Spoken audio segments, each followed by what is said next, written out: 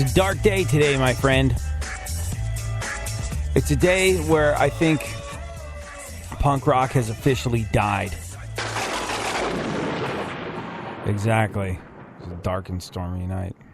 It's also a day where we'll discuss whether or not Caitlyn Jenner being honored at the ESPYs is a crass exploitation play, as Bob Costas has gone out and said it is. Yep. Taking a bit of a stand for what he believes is right, saying that it is a crass exploitation play that Caitlyn Jenner is being awarded at the ESPYs for bravery. Now then, can open, worms everywhere, and we'll get into that in a little bit, but oof. Today is the day that punk rock is officially dead. Why do I say this? It pains me to say this. Well, it's a little late to complain about rock bands selling out. Why did my phone... Now my phone's Googling what I said. I didn't ask it to do that.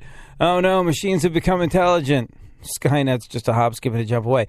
It's a little late to complain about when rock bands sell out. Because these days, well, you can't survive in the music industry unless you sell out. Nobody buys records anymore, so unless you manage to get your music in a car commercial or something like that, as a musician, you're going to have to sell blood and whatever other bodily fluids you can sell to make rent. And, well, I don't think anybody holds it against musicians in the same way that they used to when they use their music in a car commercial or a commercial for something else. It's a good way of, not remaining a pauper and being a professional musician.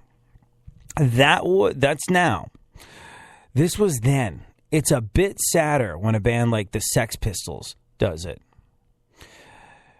Richard Branson's British bank, this doesn't exist over here, but Richard Branson has a bank in England. It's called Virgin Money, and they're issuing 3 new Sex Pistols credit cards. Yeah, Sex Pistols credit cards. 2 have art from their 1977 album, Nevermind the Bollocks, and the third has a design inspired by the single Anarchy in the UK. You can see him online. It's a little disheartening, on the other hand. Well, I never liked the Sex Pistols. I was like, they suck. Can't sing, can't play, not interested.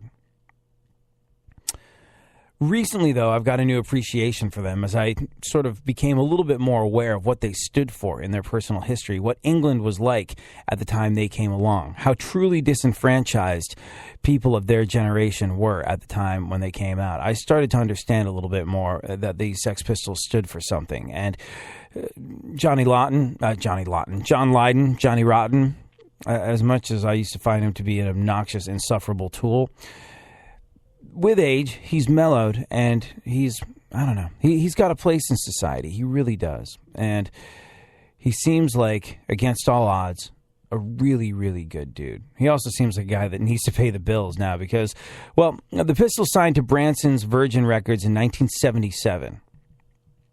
Branson said, even after nearly 40 years, the Sex Pistols' power to provoke is undimmed.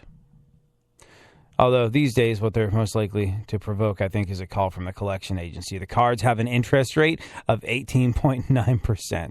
It's a little crazy, but yeah.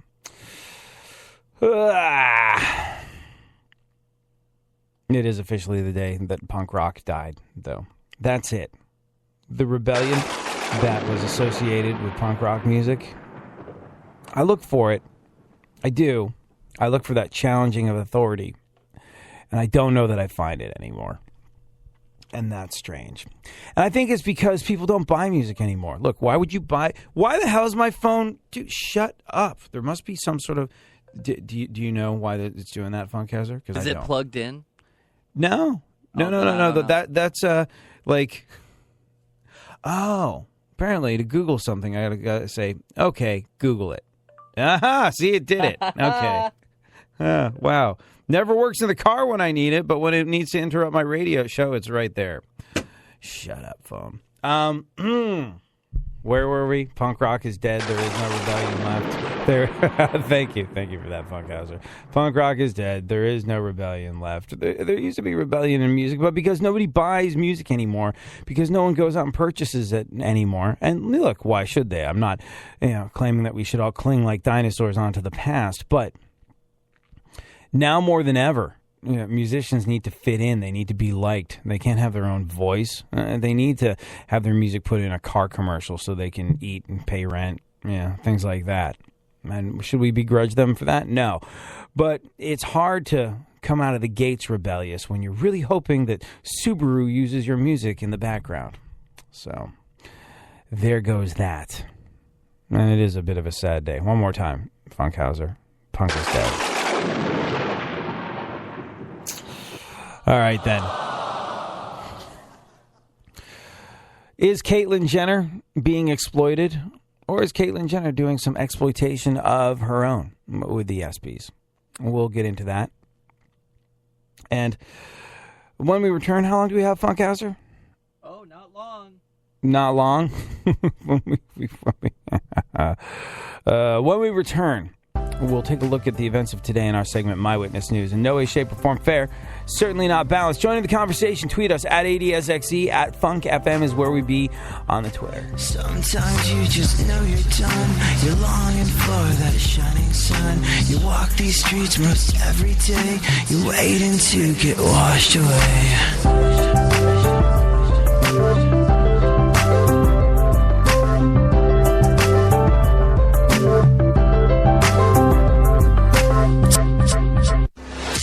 iHeartRadio puts the spotlight on Green Day. After some time off, Green Day made a major comeback with 2004's rock opera American Idiot. The album sold over 6 million copies and was adapted into a Broadway musical.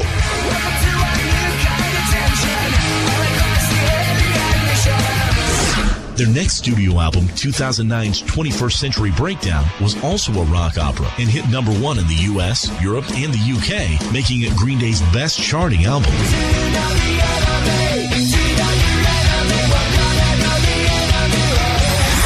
At the end of 2012, Green Day released a trilogy of albums, Uno, Dos, and Tre, marking the official addition of Jason White to the band after touring with them since 1999. However, the third album's release was delayed due to Armstrong entering rehab for alcohol and prescription medication. When Armstrong completed rehab, the band toured throughout 2013 to support the 3 albums. They also released a compilation of demos from Uno, Dos, and Tre in 2014 under the title Demolicious.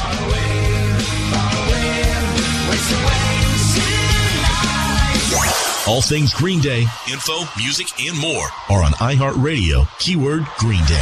iHeartRadio goes one-on-one with Jimmy Page to talk about when he first became a studio session musician. I think I was about 16 the first session that I did. That wasn't repetitive.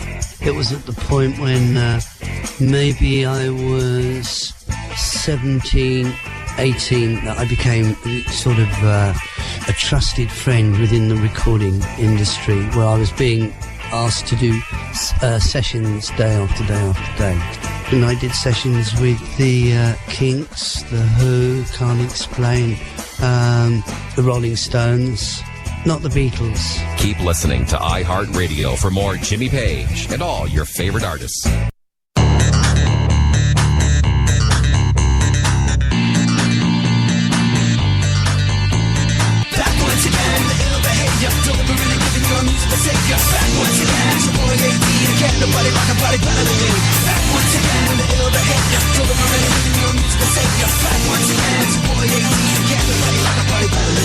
Hey, you, what's that sound? I'm coming so loud from your radio dial. AD, be getting down when you're rocking the jams. Here I am, going back once again. I'm ruling all city like the king I am. A master plan, coming from a faster man. I kick Billy Wizards. Didn't it get bleeped out already, Funkhauser? Yeah, but I like that.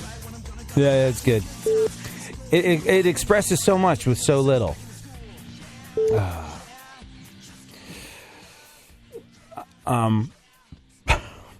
I think we should start using that button.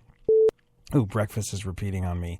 When when we talk about Caitlyn Jenner, it can be Caitlyn beep Jenner. Let's try it. Ready? Later on in the show, we'll talk about whether or not Caitlyn Jenner is being exploited by the ESPYs. Makes sense. Right now, though, let's take a look at the events of today in our segment, My Witness News, in no way, shape, or form fair. Certainly not balanced. Funkhauser, how are you and what's going on in the world? Doing okay. Just south of normal. Just south of normal? Where I like to be. Just south. What is causing... what's causing... I don't know. Like, today's a day. Like a normal day. Normal.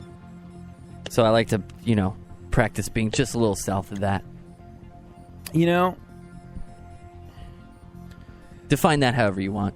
It's Wednesday, right? It feels like a Tuesday. Yeah. You know how Tuesday has that non-feel about it that just like it's never going to end? Tuesday, like for some reason, Wednesday, where you should have a slight moment of triumph over the fact that you've gotten to the hump and are about to get over it. You should have that small moment of victory on a Wednesday, and I don't feel that. I just feel that interminable never-endingness that one feels on a Tuesday. So I'll agree with you on that just south of normal thing. I did have a crazy dream last night. Call it a a nightmare. Was it? Were you standing? So you were in it on top of? Really? Yeah. You were standing on top of a throne in sort of sun god robes, while thousands of naked women were throwing little pickles at you. Sort of. We were doing this, and then there was an earthquake. Oh. And then I had to run. Ah. Yeah. One of the few times that I've been glad that we are not in the same studio together. Yeah, you're on the ground floor, and I'm on level 5. You ever lived through a big one? Yeah, Northridge in 94. I was 12, living real near it. Yeah, a lot of them. So, Northridge, 94, living real near it. Like, what level, did you witness any destruction in the home? Did all the water come out of your neighbor's swimming pool? That I slept next to, and that's how I woke up, with fish water. And I was like, what the hell? And then, everything was, and then we had to run outside, and everything was shaking. But no collateral damage. No, I lived through the L.A. riots. That was the collateral damage. Right. Well, I mean, yeah, but that's not an earthquake. That's just humans being wantonly destructive, and there's fear that comes with human nature, of course. But I was just wondering if maybe you had ever, I don't know, experienced one of those things where your house splits in half or something like that. No. Are you? Have you? I mean, you've been living through floods and stuff in Texas, right? Texas floods. My home in Texas is on the 17th floor. Oh. So it was so funny. I remember when I first moved in, when I bought the place, they're like, "Oh yeah, there's a problem with your flood insurance. You got to go." And I was like, "Flood insurance? I live on the 17th floor. If I need flood insurance, the whole city's got a much larger problem." And but still had to have the flood insurance, so I got it. But yeah. No, I lived through that. Hurricanes and had a lot of damage. Had a lot of damage to a home during one of the big hurricanes, and that was an interesting one because my father, who is doing great now, had heart problems, and he came back from Eastern Europe where he was living to get treated, and stayed with me. But he was, in a bit of a dicey state, and this was before they kind of got him stabilized, and a lot of sort of stuff going on. And he showed up, had some very interesting medical issues go on. It wasn't a good idea to be that far from a hospital for any amount of time, and we had to evacuate. We had to drive up to Dallas, which going 2 miles an hour the entire way on a packed freeway as we were trying to get out of the way of a hurricane. And having him sit in the back seat, being like, "All right, Dad," that was an interesting one. And then the house had a whole bunch of damage done to it, and fortunately, insurance covered it all. But at the time, it was stressful, is how you would describe that situation. So yeah, I had some sort of brushes with natural disaster, but never anything where it's just like, "Ooh, this could be it." Managed to get out of the way of it. It was more like, "Ooh, this could be it for my dad," and it's wildly inconvenient. So, gotta know. Character building. I always have those glad thoughts. I'm so glad Mother Nature gave me the opportunity to grow the way it does. Don't you hate it when people say that? Like when you have problems, like, look at this opportunity for growth. It's like, does anybody say that to you? Yeah. Can't stand that. When you look back at it over time, those problems, those things that you suffer through really do